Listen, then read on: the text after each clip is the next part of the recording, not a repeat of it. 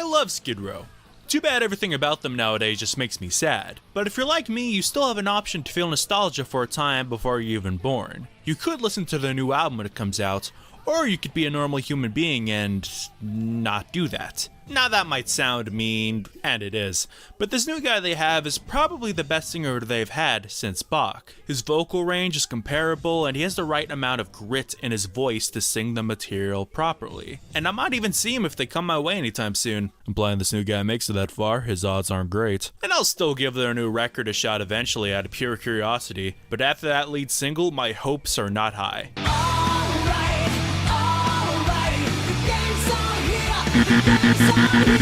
Still better than ZP though. But for those of us too stubborn to convert, a Skid Row box set was released last year containing everything they released on Atlantic, aka the only stuff anybody cares about. But hey, they could always release the Who Gives a Shit year sometime soon. Rest in peace, Johnny Salinger, you seem like a cool dude. I was pretty surprised to see this get announced because I have seen Sebastian lament the lack of any special editions of their records like you see for other bands, with posters and other goodies coming included. And he had a reason to be upset since at the time, I'm pretty sure Slaves to the Grind and Subhuman Race weren't even in print. A few years ago, they released a deluxe edition of the debut exclusively on streaming and digital, and to say it was lackluster is an understatement. You could even hear loud pops like a dirty vinyl record on the live track sometimes. It was just really rushed.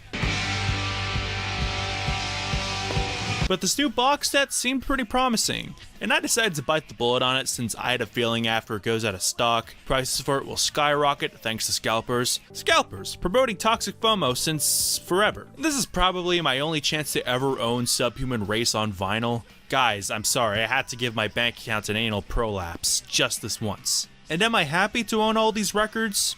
Yeah, I'd say so. Could it have been better? Oh, definitely. First off, the presentation. It looks great.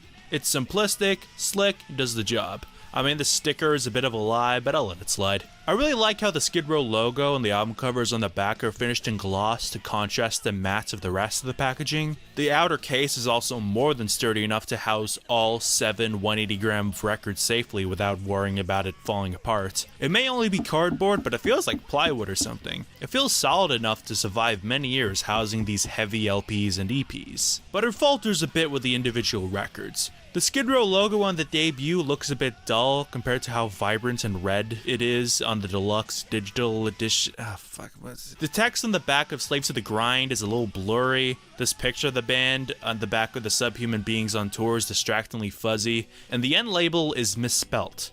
Subhuman Beings on Tour. I know this is the first time this EP has ever been pressed on wax, but come on, dude. Boy, I sure do hope somebody got fired for that blunder. But I think the album that cops it the worst is Subhuman Race. Look how they massacred my boy. The album cover itself is so dark and dull, there's no pop or vibrancy to any of these colors. It looks like someone turned down the opacity of a physical object. It is literally hard to look at. I can't find it. Where'd it go? It's not fun to look at. It doesn't even match the Subhuman Beings on Tour EP, and comparing it to the PNG on Spotify, it's just kinda sad. The back is a mess too, because you can tell they just scanned the back cover of the original CD and just blew it up. What, you guys couldn't make a new back cover? Is this the best you can do? Look at it, it looks like old school comic book coloring. You can count the pixels. It also is not a gatefold despite housing 2 discs, while Slaves to the Grind had 2 discs and was a gatefold. And to top it off, the lyrics on the inner sleeve are also kinda blurry. But at least now we can tell it was Saturn devouring his son on the front cover, having it on vinyl. I know I'm being extremely nitpicky here, but often it's the little details that make these box sets worth owning in my opinion, and it sucks to see it fail in these areas because it's so close to being damn near perfect. When something is this good, it makes these little issues all the more apparent and they add up after a while. But besides that, everything is in order. The records themselves are housed in these generic sleeves while also including actual stylized sleeves which can actually be used as sleeves since they're just glossy pieces of paper, which is kind of lame, but they're still there to ogle at while the record is playing so I can live with it. And in most cases, I would honestly rather use these generic sleeves since they're easier to get the record in and out, and I would rather these deal with the wear and tear of housing these big thick discs than the ones with the cool graphics. I have a lot of vinyl with torn inner sleeves due to stress of holding the records themselves, so it's good to know these won't share the same ugly fate. As for the sound, well, they sound bloody excellent. The main thing I noticed was that Rachel Bowen's bass has never sounded this good, and I say this as someone who has always loved his bass playing. He's my favorite member of the band for a reason, but his playing gets even better on vinyl. It's so crisp but punishing. The improvement is especially noticeable in songs where you can hear the bass with no guitars like Piece of Me and Psycho Love. There's also a good amount of instrument separation. These recordings were handled with care, although I don't think they really remastered anything for this. I mean, Subhuman Beings on Tour has never been released on vinyl, so that's the only thing I know for a fact was messed with, since you kind of have to remix and remaster stuff for vinyl. But anything that makes these releases sound better than previous pressings is down to factors like all the discs being 180 grams so the grooves can be cut deeper, 2 out of 3 albums using 2 LPs so the grooves can be cut thicker. I mean, those two things obviously will make a record sound much better. These records do sound great with some minor exceptions. The 2 different versions of Delivering the Goods with Rob Halford I felt weren't mixed that great. The vocals were too hard to make out and quiet, but I've honestly always felt that way with these recordings. You can't just drown out the goat like that, come on. And on Subhuman Race, I thought the bass was a little boomy and woofy at times, but then again, that could just be me. And hey, maybe you like big stinky extra bass, I ain't gonna judge. But I stress that these are not huge issues, and in my opinion at least, these by and large sound great. As for the albums individually, I'll go through them quickly now. The debut may be a little dated by today's standards, but I still think it's a great time. I've been guilty of underrating this record in the past, like in my god-awful retrospective,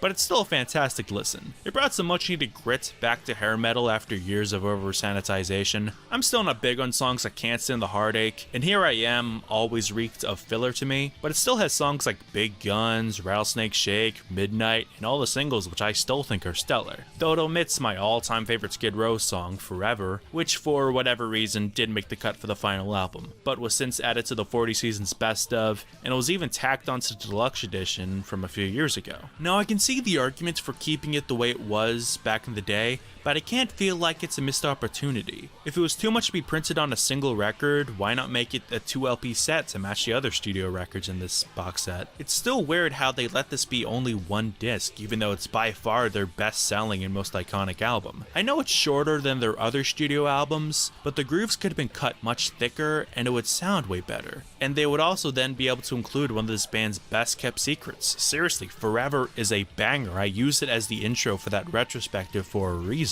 Slaves of the Grind, I think, is this band at their peak. They let their heavier tendencies take over and unleashed a thrashy and heavy record that today is still one of the heaviest things to ever top the Billboard charts. But they get their identity intact while bringing the heaviness to the forefront, and it still has some amazing power ballads, though the version of this album included is the version with Get the Fuck Out, not Beggar's Day, which is a little weird for me since I'm more used to that version, and I personally think Beggar's Day is the better song. Again, I wish they could have included both songs, and while they're at it, why not include Fire in the Hole? I wish they could have included an extra 10 or 7 inch to include these songs to really make a complete box set of every studio track they made with Sebastian. Besides Ourselves is a lot of fun, though being a covers EP feels very non-essential, as good as these covers are. Their take on Psychotherapy, originally by the Ramones, sang by Rachel Bowen, being my favorite. I wish he would have sung more on their records, because I do love his voice. And I would be remiss not to include how cool this EP is on vinyl. So now I can see this beautifully disgusting portrait of the band in all its glory. Though it's kinda odd how the inner sleeve is just